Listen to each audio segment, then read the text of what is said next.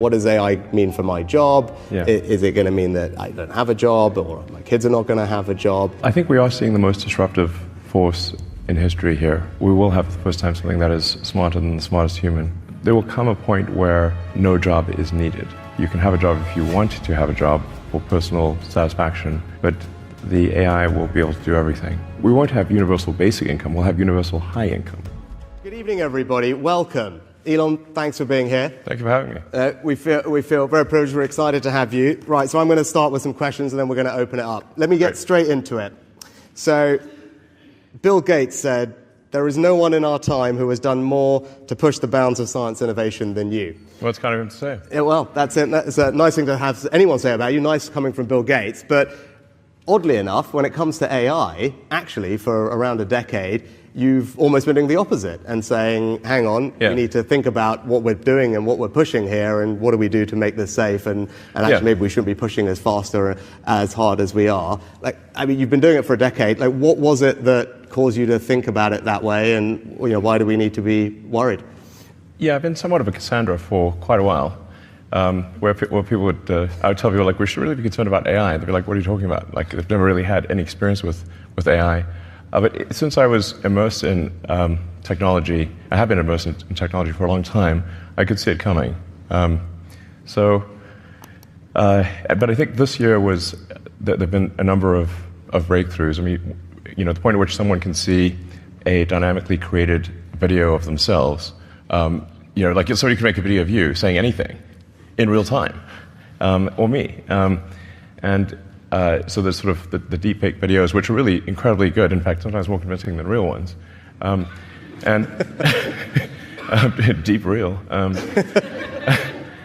then obviously things like ChatGPT were quite remarkable. Now I saw GPT-1, GPT-2, GPT-3, GPT-4, the whole sort of lead up to that. So it was easy for me to kind of see where it's going. If you just sort of extrapolate the points on a curve and assume that trend will continue, then we will have profound artificial intelligence, and obviously at a level that far exceeds human intelligence.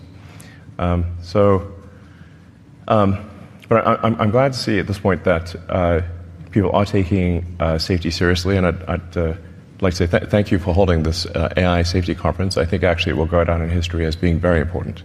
I think it's really quite profound.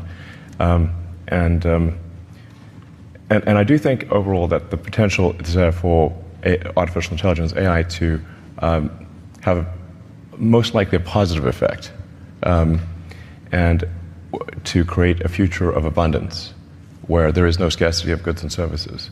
But it is somewhat of the magic genie problem, where if you have a magic genie that can grant all the wishes, usually those stories don't end well. Be careful what you wish for, including wishes. Yeah. So you talked a little bit about the summit, and thank you for being engaged in it, which has been great, and people enjoyed having you there, participating in this dialogue.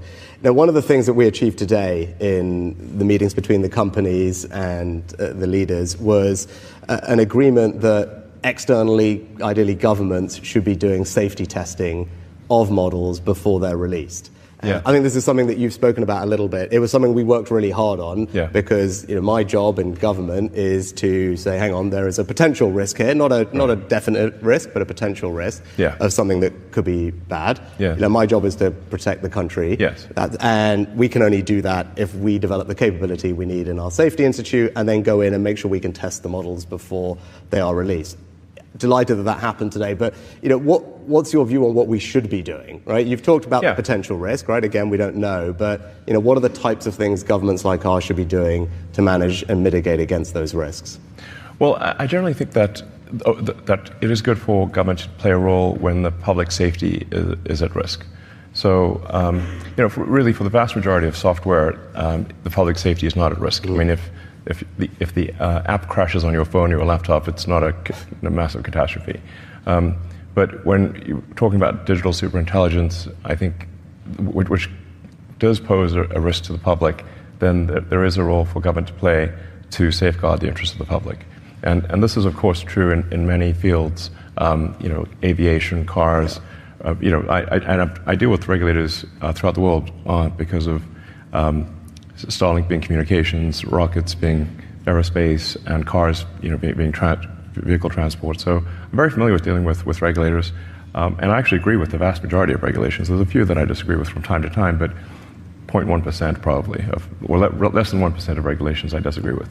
So, and there is some concern from people in Silicon Valley who've never dealt with regulators before, and they think that this is going to just crush innovation and slow them down and be annoying.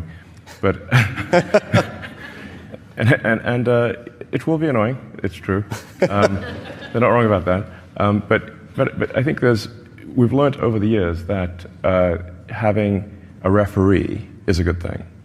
And if you look at any sports game, there's always a referee. And nobody's suggesting, I think, to have a sports game without one. And I think that's the right way to think about this, is for government to be a referee to make sure the sportsmanlike conduct and that the public safety is addressed, that we care about the public safety. Because I think there might be at times too much optimism about technology, and I say that as a technologist. I mean, so I ought to know. And like I said, on balance, I think that the AI will be a force for good, most likely, but the probability of it going bad is not 0%. Yeah. So we just need to mitigate the downside potential. And then how, you talk about referee, and that's what we're trying to create. Demis right there. Yeah, well, there we go. I mean, and we talked about this, and Demis and I discussed this a long time ago. I'm literally facing right at him. And actually, Demis, to his credit and the credit of people in the industry, did say that to us. Yeah. I think, Demis said it's not right that Demis and his colleagues are marking their own homework, right? There needs to be someone independent, and that's why we've developed the Safety Institute here. I mean, do you think governments can develop the expertise? One of the things we need to do is say, hang on, Demis, Sam, all the others have got a lot of very smart people doing this. Governments need to quickly tool up capability-wise, personnel-wise, which is what we're doing. I mean, do you think it is possible for governments to do that fast enough, given how quickly the technology is developing, or what do we need to do to make sure we do it quick enough? No, I think it's good. It's a great point you're making. The pace of AI is faster than any technology I've seen in history by far, and it seems to be growing in capability by at least 5-fold, perhaps 10-fold per year. It'll certainly grow by an order of magnitude next year. Yeah. So government isn't used to moving at that speed. But I think even if there are not firm regulations, even if there isn't an enforcement capability, simply having insight and being able to highlight concerns to the public will be very powerful. So even if that's all that's accomplished, I think that will be very good. Okay. Yeah. Well, hopefully we can do better than that. Hopefully, yeah. Yeah. No, but that's helpful. Actually, we were talking before. It was striking. You're someone who spent their life in technology, living Moore's law, and what was interesting over the last couple of days, talking to everyone who's doing the development of this, and I think you'd concur with this, is just the pace of advancement here is unlike anything all of you have seen in your careers in technology. Is that fair? Because you've got these kind of compounding effects from the hardware and the data and the personnel. Yeah. The two, currently the two leading centers for AI development are the San Francisco Bay Area and the sort of London area. And there are many other places where it's being done, but those are the two leading areas. So I think if the United States and the UK and China are sort of aligned on safety, that's all going to be a good thing, because that's where the leadership is generally. I mean, it's interesting. You mentioned China there. So I took a decision to invite China to summit over the last couple of days, and it was not an easy decision. A lot of people criticized me for it. My view was, if you're going to try and have serious conversation, you need to. But what were your thoughts? You do business all around the world. You just talked about it there. Yeah. Should we be engaging with them? Can we trust them? Is that the right thing to have done? If China is not on board with AI safety, it's somewhat of a moot situation. The single biggest objection that I get to any kind of AI regulation or sort of safety controls are, well, China's not going to do it, and therefore they will just jump into the lead and exceed us all. But but actually China is willing to participate in AI safety, and thank you for inviting them. And they, I think we should thank China for attending.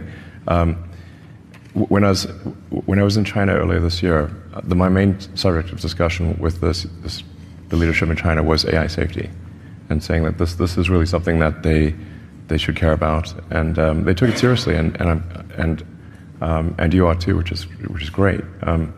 And having them here, I think, was essential. Really, if they're not participants, it's pointless. It's pointless. Yeah, no, and I think we were pleased. I think they were engaged yesterday in the discussions, and actually ended up signing the same communique that everyone else did. That's great. Which is a good start, right? And as I said, we need everyone to approach this in a similar way if we're going to have, I think, a realistic chance of resolving it. I was going to you talked about innovation earlier and regulation being annoying. There was a good debate today we had about open source.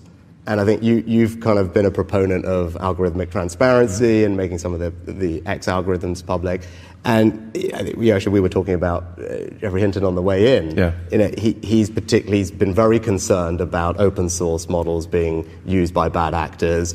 You've got a group of people who say they are critical to innovation happening in that distributed way. Look, it's a trick. There's probably no perfect answer, and there's a tricky balance. What are your thoughts on how we should approach this open source question, or where should we be targeting whatever regulatory or monitoring that we're going to do? Well, the open source algorithms and data tend to lag the closed source by 6 to 12 months. But given the rate of improvement, that there's actually therefore quite a big difference between the closed source and the open. If things are improving by a factor of, let's say, 5 or more, then being a year behind you're 5 times worse. So it's a pretty big difference, and that might be actually an okay situation.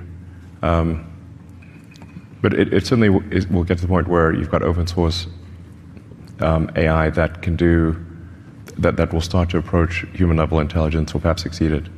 I don't know quite what to do about it. I think it's somewhat inevitable that there'll be some amount of open source, and I guess I would have a slight bias towards open source, because at least you can see what's going on, whereas closed source, you don't know what's going on. Now, it should be said with AI that even if it's open source, do you actually know what's going on? Because if you've got a gigantic data file and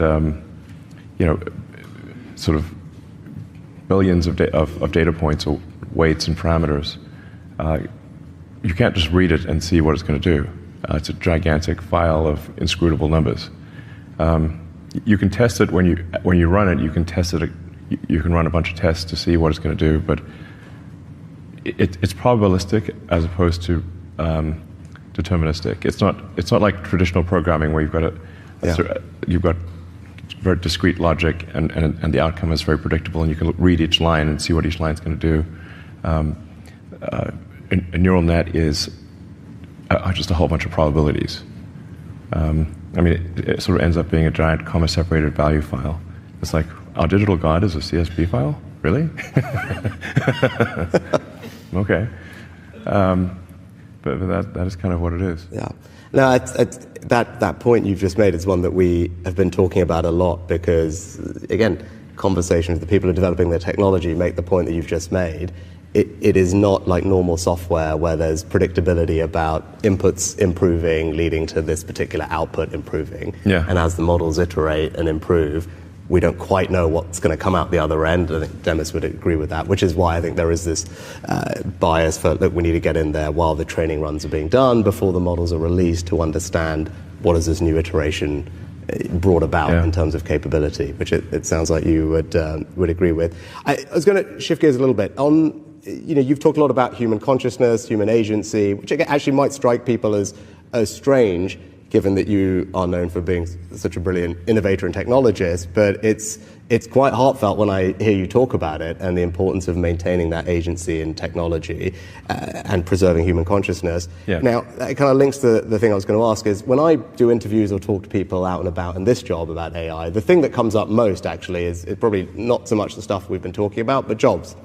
It's what does AI mean for my job? Yeah. Is it going to mean that I don't have a job, or my kids are not going to have a job? Now, my answer as a policymaker, as a leader, is actually AI is already creating jobs, and you can see that in the companies that are starting.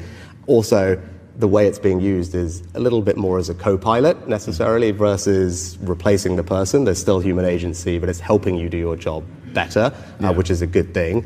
And as we've seen with technological revolutions in the past, clearly there's change in the labor market, the amount of jobs. I was quoting an MIT study today that they did a couple of years ago. Something like 60% of the jobs at that moment didn't exist 40 years ago, so hard to predict.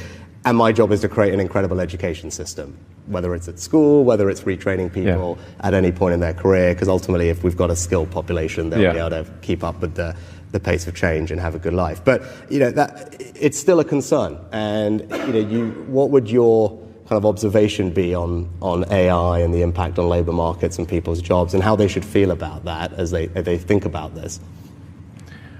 Well, I think we are seeing the most disruptive force in history here. Where we have for the first time, we will have for the first time something that is smarter than the smartest human. And that, it's hard to say exactly what that moment is, but there will come a point where no job is needed. You can have a job if you want to have a job for sort of personal satisfaction, but the AI will be able to do everything. So I don't know if that makes people comfortable or uncomfortable. That's why I say if you wish for a magic genie, that gives you any wishes you want, and there's no limit. You don't have this three wish limit nonsense. You just have as many wishes as you want. It's both good and bad. One of the challenges in the future will be, how do we find meaning in life? If you have a magic genie that can do everything you want. When there's new technology, it tends to usually follow an S-curve. In this case, we're going to be on the exponential portion of the S-curve for a long time.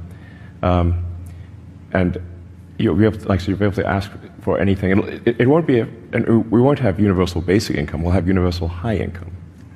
So in some sense, it'll be somewhat of a leveler or an equalizer, because really, I think everyone will have access to this magic genie, and you'll be able to ask any question. It'll certainly be good for education. It'll be the best tutor you could, and the most patient tutor.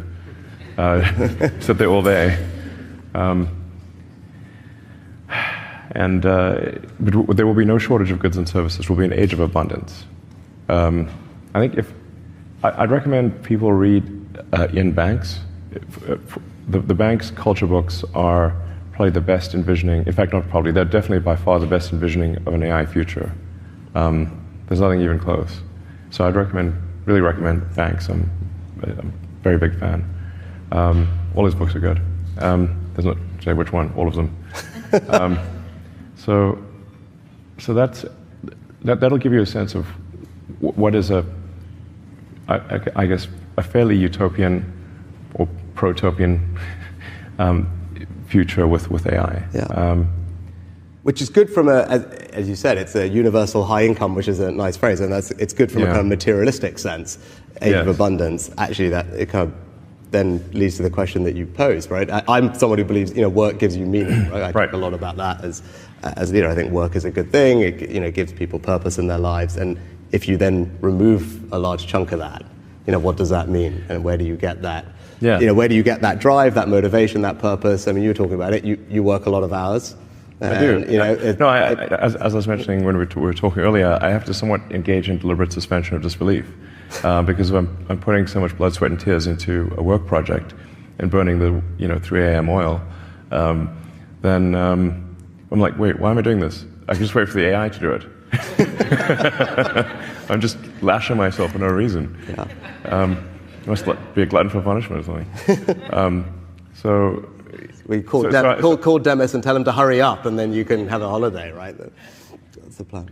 Yeah, no, it's a tricky thing, because I think part of our job is to make sure that we can navigate to that very, I think, largely positive place that you're describing, I think, and help people through it between now and then, because these things bring a lot about change in the labour market, as we've seen. Yeah, I think it probably is generally a good thing, because there are a lot of jobs that are uncomfortable or dangerous or sort of tedious, and the computer will have no problem doing that. Be happy to do that all day long. So, it's fun to cook food, but it's not that fun to wash the dishes. But the computer is perfectly happy to wash dishes.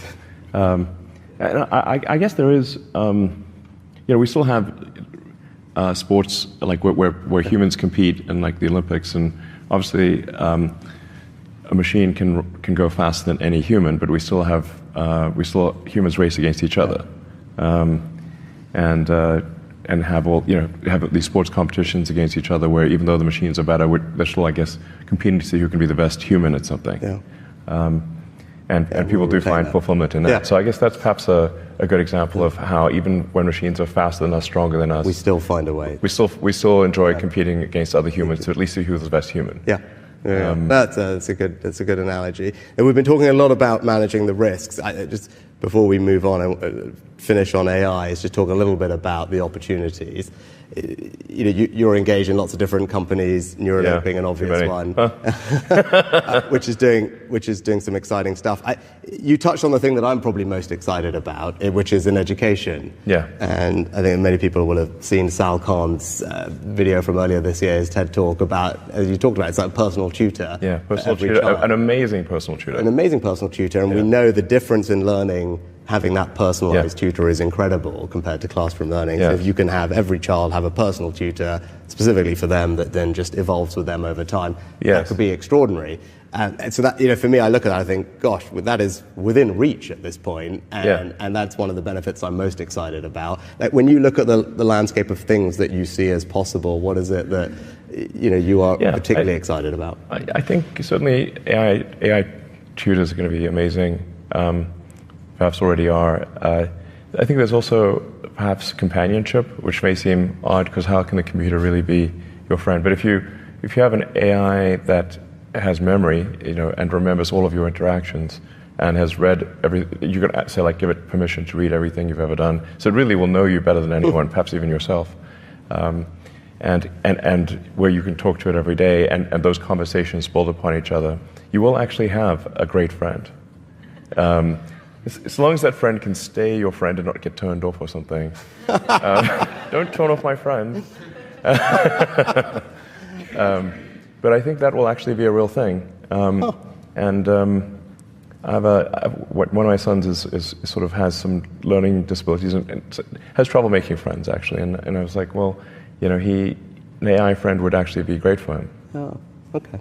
That was a surprising answer, but that's actually worth reflecting on. That's really interesting. We're already seeing it actually as we deliver, psychotherapy anyway. Now doing far more by digitally and by telephone to people, and it's making a huge difference. And you can see a world in which actually, AI can provide that social benefit to people.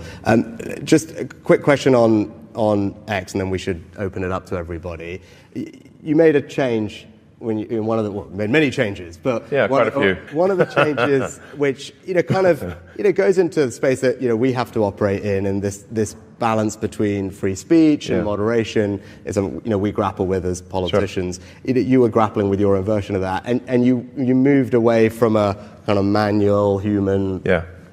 Way of doing it, the moderation to the community notes, and I think that's it was an interesting change, right? It's not what everyone else has done. It would be good. What was the reasoning behind that, and why do you think that is a better way to do that? Part of the problem is if you empower people as sensors, then there's going to be some amount of bias they have, and then whoever appoints the sensors is effectively in control of information. So then. The idea behind community notes is, how do we have a consensus-driven, so it's not really censoring it, but consensus-driven approach to truth. How do we make things the least amount untrue? Like you can say, one can't perhaps get to pure truth, but you can aspire to be more truthful. So the thing about community notes is it doesn't actually delete anything, it simply adds context. Now that context could be, this thing is untrue for the following reasons. But importantly with community notes, everything is open source actually, so you can see the software, every line of the software, you can see all of the data that went into a community note, and you can independently create that community note.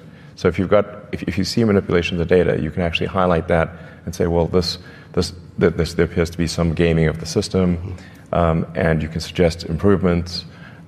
So it's maximum transparency. Combined with a kind of wisdom of the crowds and transparency to get to a better answer, isn't it? And really one of the key elements of community notes is that in order for a note to be shown, people who have historically disagreed must agree. And there is a bit of AI usage here. So we'll populate a parameter space around each contributor to community notes, and then a parameter space. So everyone's got basically these vectors associated with them. So it's not as simple as right or left. It's saying it's several hundred vectors that because things are more complicated than simply right or left. And then we'll do sort of inverse correlation. Say like, okay, these people generally disagree, but they agree about this note. Okay, so then that gives the note credibility. Okay. Yeah, that's the core of it, and it's working quite well. Yeah. I've yet to see a note actually be present for more than a few hours that is incorrect. So the batting average is extremely good. And when I ask people say, oh, they're worried about community notes sort of being disinformation, I like, send me one, and then they can't. So I think it's quite good. I mean, the general aspiration is with the X platform is to inform and entertain the public, and to be as accurate as possible and as truthful as possible, even if someone doesn't like the truth. You know, people don't always like the truth. No. Not always. But that's the aspiration, and I think if we stay true to the truth, then I think we'll find that people use the system to learn what is going on, and to learn. I think actually truth pays. So I think it'll be what I mean. Assuming you don't want to engage in self-delusion, then I think it's the smart move. It's been a huge privilege and pleasure to have you here. Well, thank you very much for having me. Visit our site, EnglishSpeechChannel.com, for exclusive access to video transcripts, offline audio, English lessons, and private classes. Don't forget to explore our free and new ebooks. Also, subscribe to our weekly newsletter for the latest updates. Links in the description below. Thanks for your support.